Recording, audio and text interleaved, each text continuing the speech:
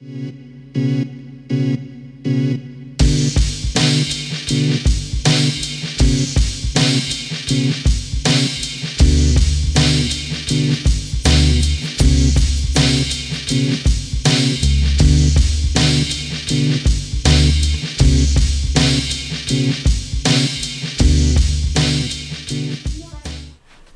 guys, welcome back to the New York Public Land Challenge series.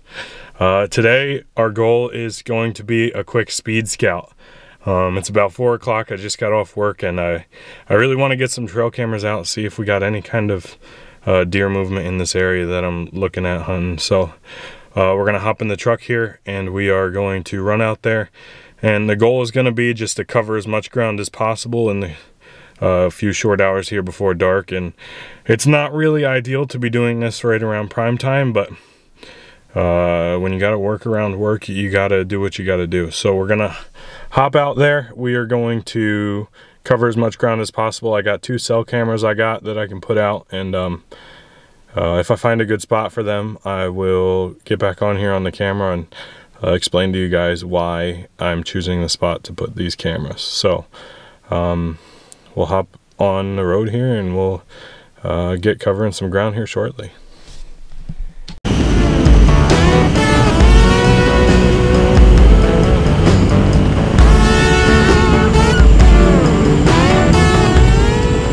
Alrighty guys, just pulled up. Sun's fading on me a lot faster than I expected, so I'm gonna have to boogie in here, see what I can find. My buddy hunted this a couple years ago, probably back in 2017 actually, and he said it was a lot of open forest, open canopy. So hopefully we can find some denser cover to find some sign in, and see if we can find any deer on camera, I guess. We'll check back in with you. Alrighty guys, just got back to the truck. I didn't have a whole lot of time to film while I was out there in the field because it was getting dark on me quick, and I didn't want to get stuck out there in unfamiliar woods without knowing my way back. So a quick little recap of what happened.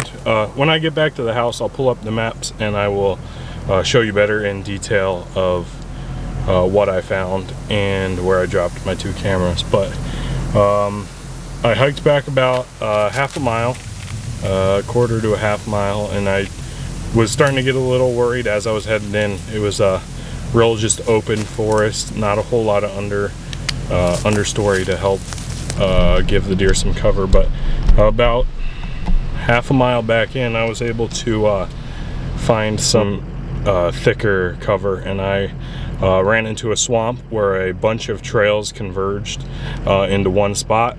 And so I threw a mock scrape down there and I dropped a camera on it, and I headed my way back to the truck. And on my way back to the truck, I found a real scrape, not a mock scrape. So I dropped my other camera on that. So we should see how they produce for us here in the next couple days.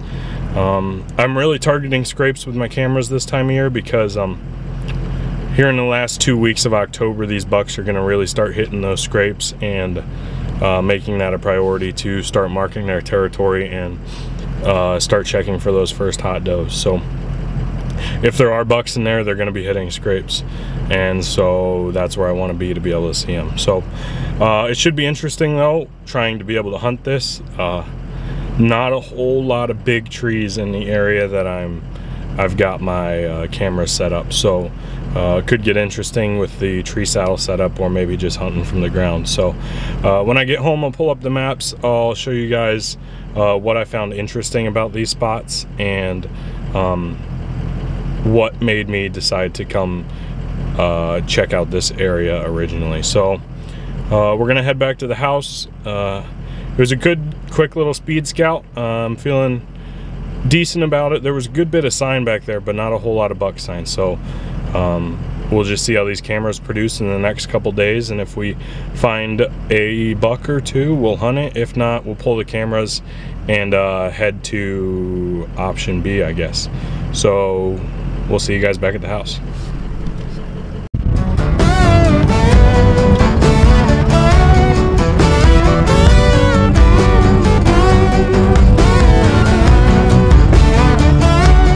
We're back at the house now. I got onX pulled up here, and I'm going to throw my screen from my camera up here on so that you can see it, and I'm gonna pull up some of the things that I'm looking for here on this New York public land for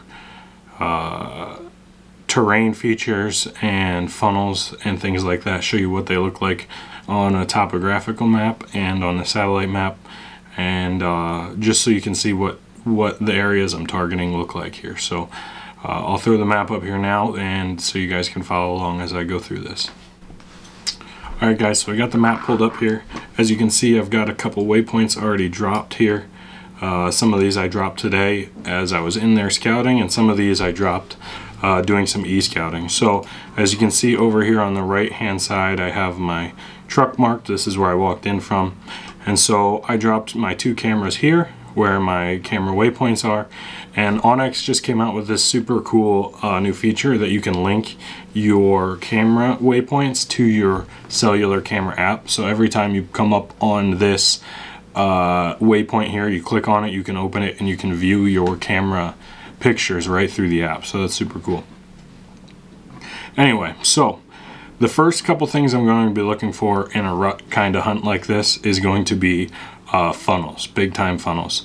So you can see in the topographical lines, as they form these U shapes here, there's one right here, and there is one right here, and in the middle of them there would be this terrain funnel.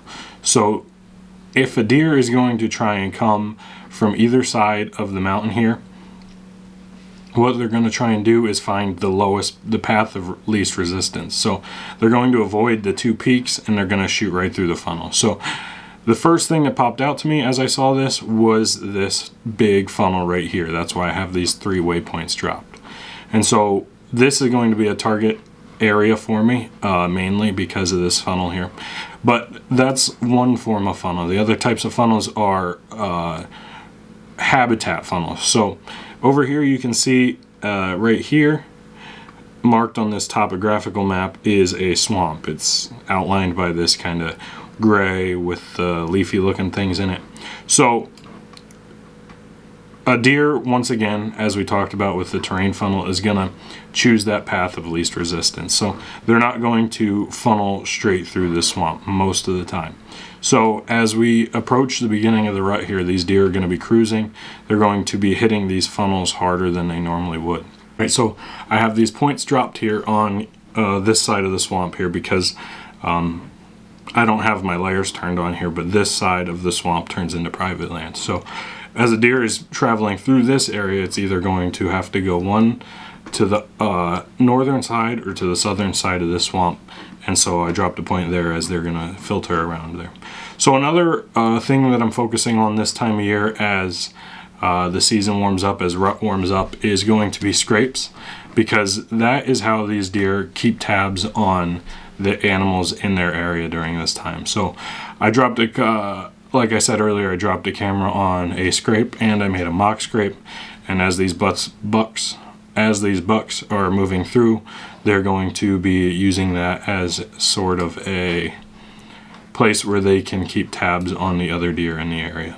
So hopefully this helps. Focus on these terrain funnels such as this one right here. Focus on habitat funnels like around this swamp right here, and scrapes this time of year at the beginning of the rut is going to be super productive for pre-rut moving into peak rut style hunting. So that's what I'm looking for here in New York. Stay tuned, and we will see how these spots turn out. Alrighty guys, there you have it, part 1 of our New York Public Land Challenge. I hope some of this overlay of the maps was helpful to you guys. Hopefully you can get out there, use your web maps to be able to e-scout for some deer this rut season. Hopefully it helps you to get on some big bucks on public land. So take this knowledge, use it, help you to get on some big deer, and stay tuned for part 2 as we get up in a tree and get after some bucks. So Keegan's going to join me for part 2, so we're going to see how this goes. We'll catch you on the next one.